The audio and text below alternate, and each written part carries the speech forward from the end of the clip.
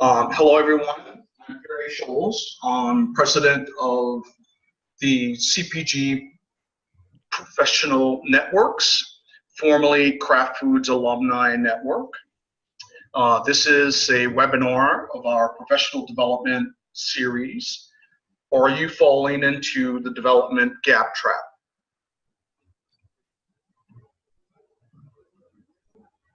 So I wanted to just share a brief history of CPG and Kraft Foods Alumni Network. So Kraft Foods Alumni Network has been in existence since 2007. And at the beginning of this year, latter part of last year, we began to evolve to CPG professional networks. And that evolution was about being more inclusive in the CPG industry, as well as recognizing that many of our alums, whether they are still working in CPG companies or consultants, are already operating in a variety of other CPG organizations. And so part of our evaluation was to find out if we can continue to deliver on the mission that we committed to in Kraft Foods Alumni Network. And that mission was to focus on four things: network, talent, consultants, and professional development. In the networking area, our focus really is to have an active network, and one in which people can gather, have shared groups, celebrate history within CPG, as well as continue in some of the alumni networks around Kraft Foods, Mondelez, Unilever, and all the others that will grow to, but continue to share in and have an active network of people. Talent, we've been working on and being focused on helping people transition from career to career, helping companies who are also searching for talent.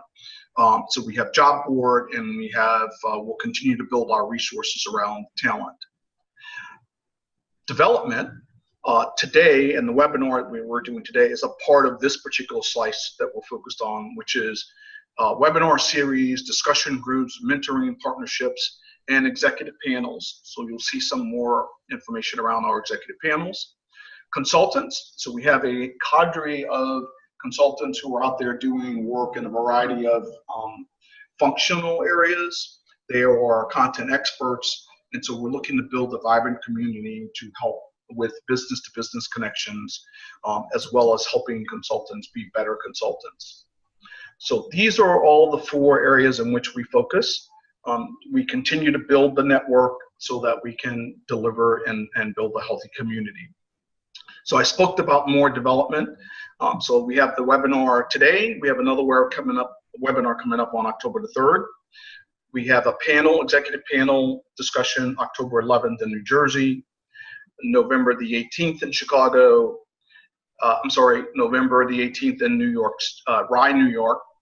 October the 23rd in Chicago, and November the 8th in Miami. So we hope to see you participate in those events.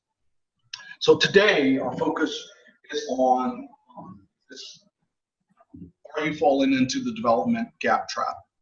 And so we had this whole notion when Esme and Bonnie, speakers today, and I got together and began to talk about this topic, and we realized that there is so much going on in our worlds day to day that we tend to lose sight of development. And so we thought we would take the time today to sort of share some ideas. We can help you with some ideas and concepts around developing yourself first, and then developing things around building your teams, and share resources and opportunities that are not very expensive, but are things that you can do within your wheelhouse. So there are two parts to this webinar.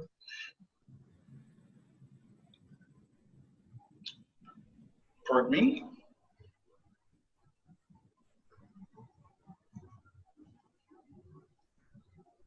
So there are two parts to the webinar. One part where we're going to be sharing content, and that content is going to be from two perspectives. One around developing yourself, and the other one around developing your team.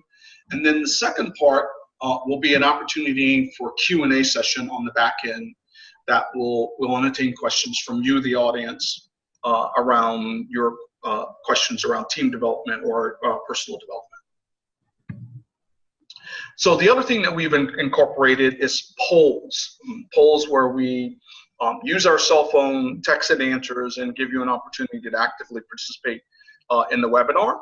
And so let's move on to the first poll. And so this poll, let's say how you join in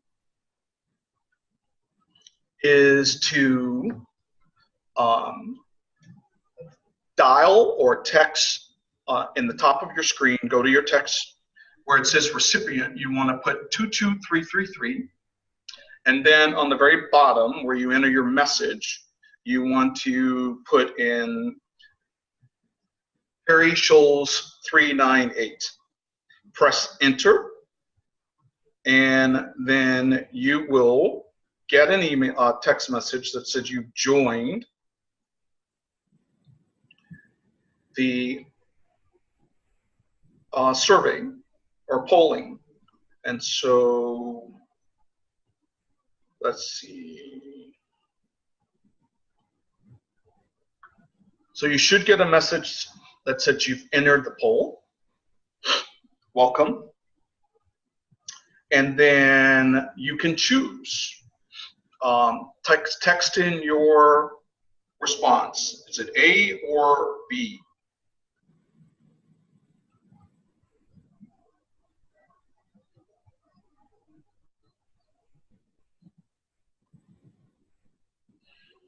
All right, so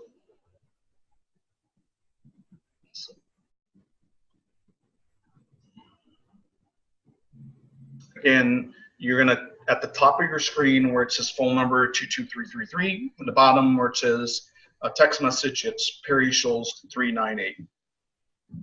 So it looks like 100% of us believe that self-driving vehicles will be popular and on the road within the next 10 years. So it's a scary thought. I'm not sure I'm looking forward to that. System. So today we have two speakers. If you registered for the meeting, you saw the bios. And our first speaker is going to be Bonnie Mezger.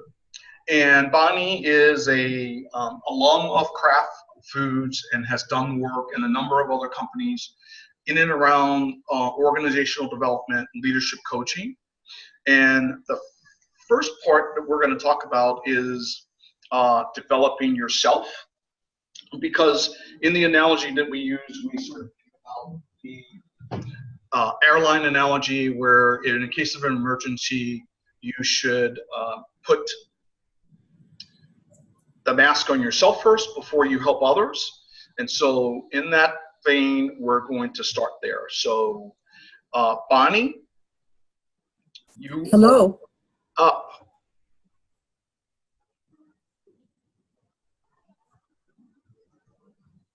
Hey, Perry. Hi. Okay, so welcome everybody. Thank you very much for taking time to join us today. As Perry said, I'm Bonnie Mezger, and I will be taking us through self-development, concepts, and tactics and tools.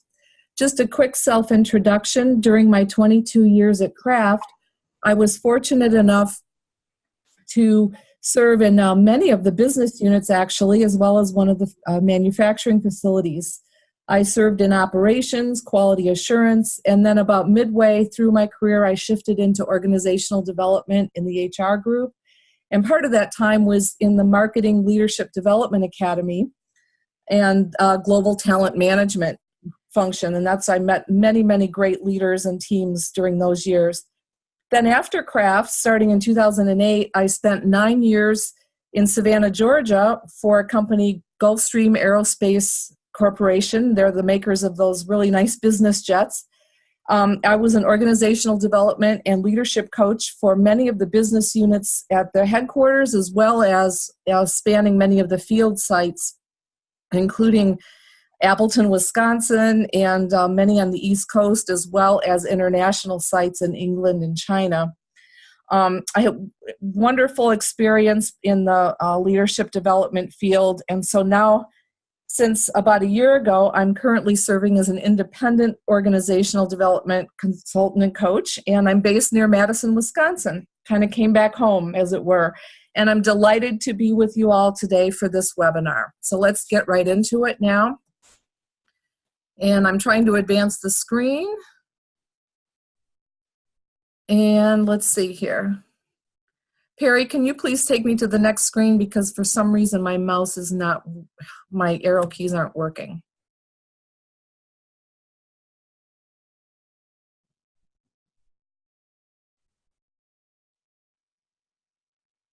Okay, so the agenda, what is self-development? It's really the what, who, why, and how is what I'm going to take us through today. So Perry, if you want to try giving me control again, let's see if I can do that. All right, let's just start with a poll. So this is, now that you know how to use the polls, the first question that I'd like you to answer, and this is multiple choice, how active are you with self-development? And I'll let you just read those choices there, and you'll have to use the text feature to choose your answer. Go ahead.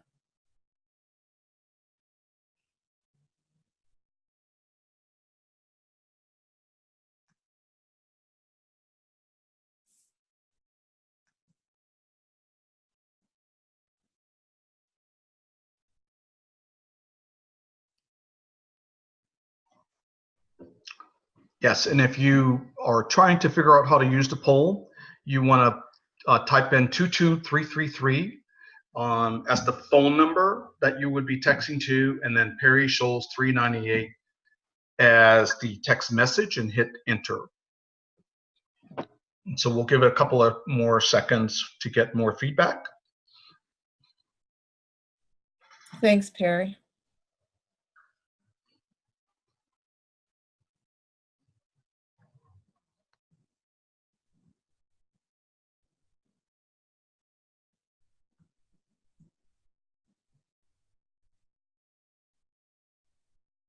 Ready for results?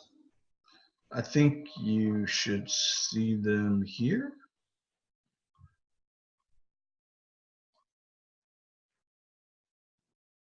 Okay, so it looks like 100% of the answers are the letter B. I have a plan that I sometimes look at and usually do some of the activities.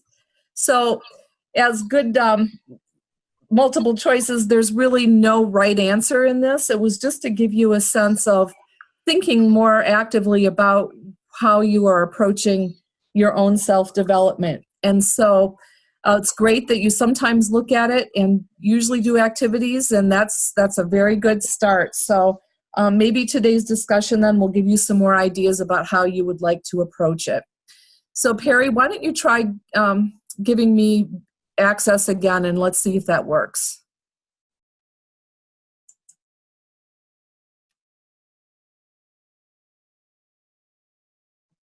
Okay.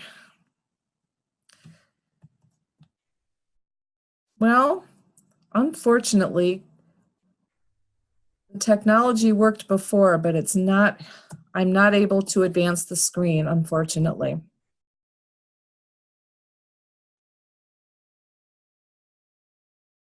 Okay, let's go into the what is self-development. So I looked up a few really simple definitions, starting, of course, with Webster's, and they say self-development is efforts towards self-fulfillment, either through formal study programs or on one's own. YourDictionary.com says it's taking steps to better yourself, such as by learning new skills or overcoming bad habits. And then our beloved Wikipedia says it covers activities that improve awareness and identity, develop talents and potential, build human capital, and facilitate employability. That's a good thing. And then it enhances the quality of life and contributes to realization of dreams and aspirations. That's a big mouthful there. But notice the bolded words. The point of the whole, everybody's, the definers seem to agree that self-development can't happen without some kind of action on your own part. So it's a very active type of endeavor. And very importantly, and I'm sure as you realize, it takes place over the course of your entire lifetime. So who's ultimately responsible for self-development? This isn't a poll question, but it's for you to really look and think about. Is it myself, my manager, maybe my coach, or my mentor?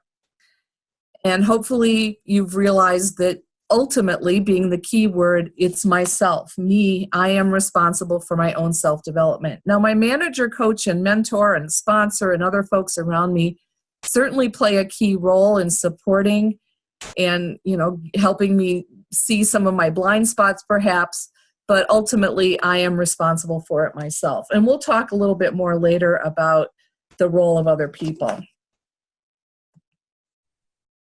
Oops, sorry about that. So why is it important? I always like to set the stage with sort of the relevance of this. And looking at some of the leadership development experts over time, I'm going to kind of look at a wide time span, about a 22 or a 19-year span, about starting with Peter Drucker from the HBR, Harvard Business Review's Best of How to Manage Oneself article. He talks about, with opportunity comes responsibility, that we must each be our own CEO. And only when you operate from a combination of your strengths and self-knowledge can you really achieve true and lasting excellence. And then Marshall Goldsmith, the well-renowned leadership coach, has a philosophy saying that to help others develop, you must start with yourself, similar to Perry's airline airbag analogy. And that one of the best ways top executives can get their direct reports to improve is to actually work on improving themselves and be a role model. And then he goes on to say that, of course, it doesn't just apply to the top levels, it applies to all levels of management. That if you want people to grow and develop, you need to show the way. And then a little more recently, the Korn Ferry Institute, Korn Ferry being the firm that is a top leader in executive, in recruiting and talent, all kinds of talent development, succession planning, and then who had acquired the Lominger as well as the Personnel Decisions International. So a lot of the key thought leaders are part of Korn Ferry now. They say that when all things are equal, such as smarts and motivation and experience, when all of that is equal, self-awareness is a key trait that explains why some business leaders succeed and others derail. So they really focus on the need for self-awareness, that it serves as a reality check. And then another more recent one from Center for Creative Leadership, they talk about the fundamental 4 leadership competencies, one of which of the core 4 is self-awareness. So they expand on it a little bit more, saying self-awareness has four facets that are most critical for leaders, being leadership wisdom, identity, reputation, and leadership brand. And leadership brand is what you aspire to and the actions you take to support your mission. So there we get back to the idea of actions and you being very involved in it. So these ideas are very consistent over time from many of the key leaders, thought leaders in this field. So the good news is self-development is a skill set or competency, meaning a combination of skills, knowledge, and attitudes, and it can be learned. So going back to 2 of our expert groups in this field, what they have to say, Personnel Decisions International, PDI, says it's a fairly simple process. You set a goal, create a plan, and take action, kind of like a project plan. And then key is you concentrate on what counts, you incorporate feedback, and stay on track. They also say if you learn continuously, the benefit is you'll increase your professional value, engage your brain, and enrich your personal life. So that's not a bad thing to aspire to. And then to be competent in self-development, the Lominger Group says your competence, to be competent, you'll personally be committed to actively work on the continuous self-improvement. You understand that different situations and levels will actually call for different skills and approaches. So that kind of alludes to the Marshall Goldsmith book called What Got You Here Won't Get You There. You have to realize that maybe success 10 years ago and what helped you then isn't necessarily what you need now. And so you really need to stay clear and keep doing those reality checks. And then they also emphasize deploying your strengths. That's also very, very reinforced out in the literature now about taking a strengths-based approach. But you can't forget that if you've got any limiting, like derailing types of bad habits from our other definition, you need to be aware of those and at least minimize or at minimum compensate for those, or if you can't actually completely overcome them. So you need to be aware, and that's what you can do. You set out on a learning path for yourself. So how does development itself actually happen? Some of you may be familiar and remember this wonderful model called the 70-20-10 model. We used it back at Kraft, I know, for a number of years. It's been around at least 20 years, saying that 70% of development comes from on-the-job experience, 20% roughly comes from relationships, meaning the feedback you get, the coaching, exposure to other places and things, and then as well as just your relationships with other people. That's 20%. And then the last 10% is what comes from the actual formal training, such as classes, webinars, readings, self-help books, things like that. All of these aspects are important, so you don't want to overemphasize one or the other, but you can realize that it might shift and change depending on your situation. But really key is deliberately defining what on-the-job experiences, such as challenging assignments, you can get. And you can start that right away. You don't have to wait for a job change. And sometimes people use what's called an action learning plan to help them stay clear and relevant on these things. We can talk about that later if you'd like. So let's get to the nuts and bolts of the how-to for self-development. As a preliminary step, it's really important to start with your mindset. And this is just internal to yourself. You know, this is where you sit, get a nice cup of hot tea and take a deep breath and just think about, what is my intention?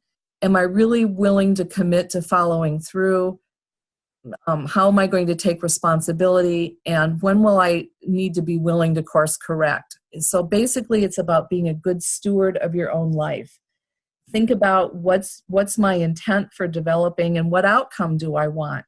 And why am I motivated now to do this? So to really think about what's going on inside of you for this. And then, of course, you might have other aspects you'd like to add that are relevant for you, and that's great.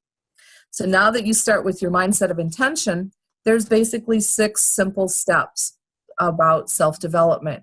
Number 1, know yourself. Number 2, know your goals. 3 is an action plan. 4, empower yourself. 5, get support. And 6, monitor and get feedback. And it can be a cycle, or if you need to jump around from step to step, you can do that as well. I'm going to go through each of these really quick because I want to honor time here. So step 1, knowing yourself. So I'm going to do this by giving you just a few considerations and possible actions. The handout that's available has a lot more details about each of these, as well as a worksheet. So in knowing yourself, thinking about what do you do well, i.e., so what are some of your strengths? What do you wish you could do better? What do you enjoy or dislike? Just sit and think about that. And some actions you could take are inventorying your experiences as well as your future desires. Here's where a 360 or some sort of structured feedback assessment can come in very handy, as long as it's done well and professionally and used appropriately. And then you can also work with a neutral leadership coach. That's a very good use for a coach in helping you get to know yourself. Knowing your goals. What do you want currently? What do you want? Or what do you want over time? And then here's the skills and strengths. What can you start leveraging right now?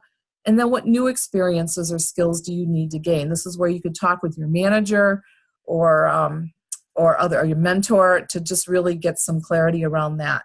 So just thinking about your broader role, how you add value, how you can add even more value, and then describing what success would look like.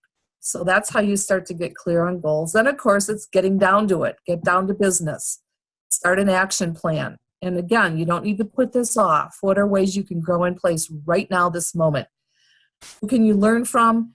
And what's going to matter most to you? I always talk about that with my coaching clients. When they get feedback or when they're thinking about what they want to do, step back and think what might really matter the most. And because there's lots and lots of things you can do, but get it clear, hone it down into what gives you the most bang for the buck. So then purposely learn and practice, remembering that when you practice new skills, it's going to feel uncomfortable because it's new and different. And so you have to just keep that practice discipline going, just like you would strengthen a muscle. And then for the business, you could identify processes or business aspects you can improve and just weave in your development right into something that's very relevant for the business. Or you can just get involved by joining a task force or an organization. Those are just a few ideas. So then back to sort of your internal thinking to yourself, you need to empower yourself. You don't really need to get power from someone else. So think about how do you empower yourself and what might get in your way? What beliefs or excuses do you need to challenge for yourself? We all have those. We get up on the wrong side of the bed, or it's a gray, gloomy day, and you know what? Sometimes that's going to happen. Let it happen, and then the next day is a new day, or the next hour is a new hour, and just get yourself back on track. And then if you make mistakes, that's actually a good thing because you can learn from those. So find ways to deal with these things. Don't get stuck on it, and then just stay centered and refocus on your goals. Okay, getting support. I talked about this a little bit earlier, and that's, you're the ultimate CEO and driver of your development, but you will need support most likely. So how can others really best support you? And think about that. Like, what role can each of these constituent groups take? Your manager, if you have one, your coworkers, even your peers, and even your employees, they can give you tremendous feedback. And you might want to set some ground rules for how that might happen. But basically, they aren't going to know that you're working on things if you don't let them know. So let them know, like, for instance, if you want to be a better listener, say, hey, I'm working on trying to be a better listener. Would you catch me when you think I'm not listening, or when I inadvertently interrupt you? Kind of give me a quick reminder that, hey, you want to be working on that, don't you? So, because you'll be sometimes working on autopilot, and you won't even realize some of those rough edges still creep in a little bit. And then also be willing to reciprocate and offer to help them in return. It's setting up sort of the culture of a mutual learning environment. One moment, need to grab some water here. Okay, the final step 6, just like any good project, you monitor it and you get feedback. So if you've can make some milestones and measure your progress, that's fantastic. Always, this key theme I keep repeating is getting feedback. You don't want to overdo it, but feedback that matters. And then think about, again, to yourself, you might get critiqued. Hopefully it's not nasty criticism. There's a difference there between constructive critique or feedback versus, negatively intended. No one likes that. But you do want, I know some of my best learning experiences definitely have been coming from the heart, from coworkers or managers who said, hey, I got to just let you know that I saw you do X, and when that happened, it had a bad response from other people, and I think you should be aware of it.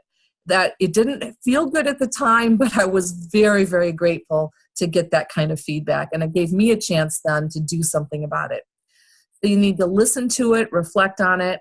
If you need to revise your development plan, that's just fine. It's yours. It's a living document. Keep it relevant, and then be diligent. So, final poll, what is the value of self-development? I'll let you answer multiple choice. What would you say? How self-development is valuable? So go ahead and follow those directions about, the 22333, and then and then text your answer in, please.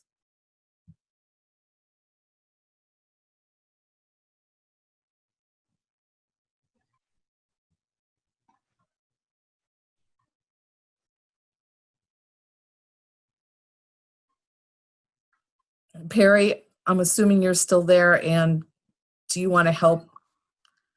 Yes, I am here, taking notes and listening attentively to all of your words of wisdom.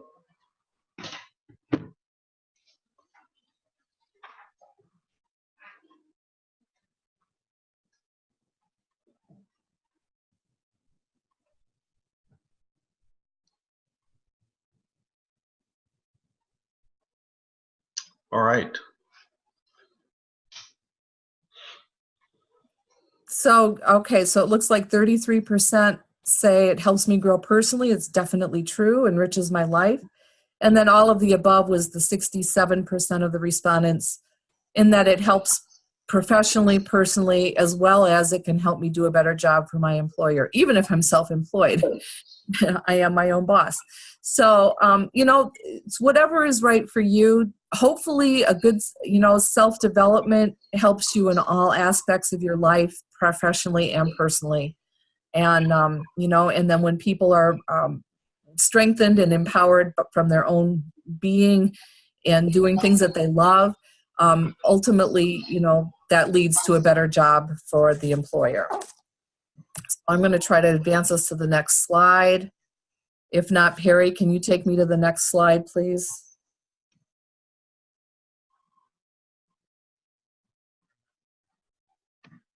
I tried, and it's a little bit sluggish here. All right. Let me see if I can. It's just my summary slide, and then I will turn it over to you. So you can. Why don't you can just take control back. But in summary, so for self-development, you already got it, I'm sure. If you want to get all you can out of your job and career and life, then it's really vital to do self-development. The 6-step approach can help just make it clear, make it actionable. Remember to take a balanced approach, with experiences being the very key, and then getting feedback, and then formal training does play a role in that as well. So your development begins and ends with you, and very, very delighted to talk about it. Remember, there's a handout, and happy developing, and thank you.